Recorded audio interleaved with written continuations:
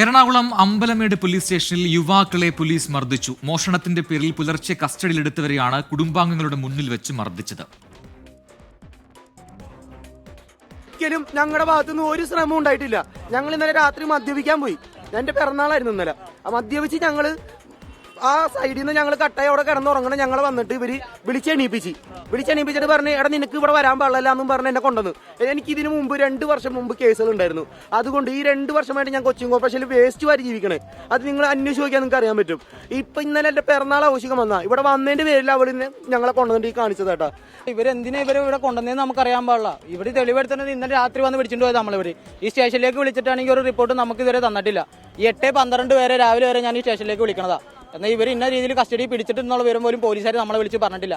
ഇവരെ കാണാതിരുന്ന സാബിൽ ഞങ്ങൾ ഈ കൂട്ടുകാരന്മാരെ വീട് മൊത്തം അന്വേഷിച്ച് അവസാനമാണ് സ്റ്റേഷനിൽ വന്ന് കയറുന്നത്. ഇവിടെ വന്നിരുന്നിട്ടും ഈ ഗ്യാപ്പിൽ വെച്ച് ആ സാറ് പിടിച്ച് എന്നെ പിടിച്ചിടിച്ച്. ഒരു സാറ് ചെവിട്ടിൽ വന്ന് അനാവശ്യ തെറി പറഞ്ഞിട്ട് പറഞ്ഞു ഇന്ന് വൈകിട്ട് നിന്നെ കള്ളക്കേസിൽ പിടിച്ച് നിന്നെ അകത്തിട്ട് ഇടിക്കൂടാന്ന് പറഞ്ഞു. യുവാക്കൾ പോലീസ് സ്റ്റേഷനകത്ത് നാശനഷ്ടമുണ്ടാക്കിയെന്നും ലാപ്ടോപ്പ് ഉൾപ്പെടെ തകർത്തെന്നും പോലീസ് പറയുന്നുണ്ട്. കസ്റ്റഡിയിലെടുത്തവരിൽ അഖിൽ ഗണേഷ് കാപ്പ കേസ് പ്രതിയാണ്. നാട്ടുകാർക്ക് നിരന്തരം ശല്യമുണ്ടാക്കുന്ന ആളുകളാണ് ഇവരെന്നും പോലീസ് പറയുന്നു. ഫ്ളാറ്റിൽ 2-3 പേര് കയറി മോഷണം നടക്കുന്നു എന്നറിഞ്ഞ് നാട്ടുകാരുടെ സഹായത്തോടെ മോഷണം മുതലും 3 പേരെയും പിടിച്ച് സ്റ്റേഷനിൽ കൊണ്ടുവന്നിരുന്നു.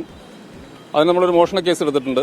അതിനെ തുടർന്ന് അവർ സ്റ്റേഷനിൽ ലോക്കപ്പിൽ കടന്ന് ലോക്കപ്പിലെ പ്രോപ്പർട്ടികളും സ്റ്റേഷനിലെ പ്രോപ്പർട്ടികളും എല്ലാം അടിച്ച് പൊളിച്ച് തകർക്കുകയും വളരെ ക്രമരഹിതമായി പെരുമാറുകയും ചെയ്ത സാഹചര്യം ഉണ്ടായിരുന്നു. അപ്പോൾ അതിന് പോലീസ് സ്റ്റേഷനിലെ പ്രോപ്പർട്ടികൾ നശിപ്പിച്ച ഒരു കാര്യത്തിന് PDPPയുടെ ഒരു കേസും പബ്ലിക് പ്രോപ്പർട്ടി നശിപ്പിച്ചതിനൊരു കേസ് കൊടുത്തിട്ടുണ്ട്.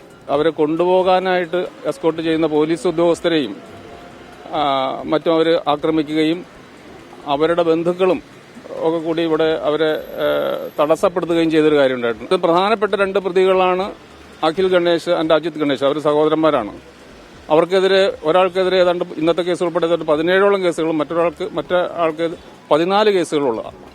ഇതിലെല്ലാത്തരം കേസുകളുണ്ട്. പിടിച്ചപറി കേസുകളുണ്ട്, നാർക്കോട്ടിക് കേസുകളുണ്ട്, JJ ആക്ട് കേസുകളുണ്ട്.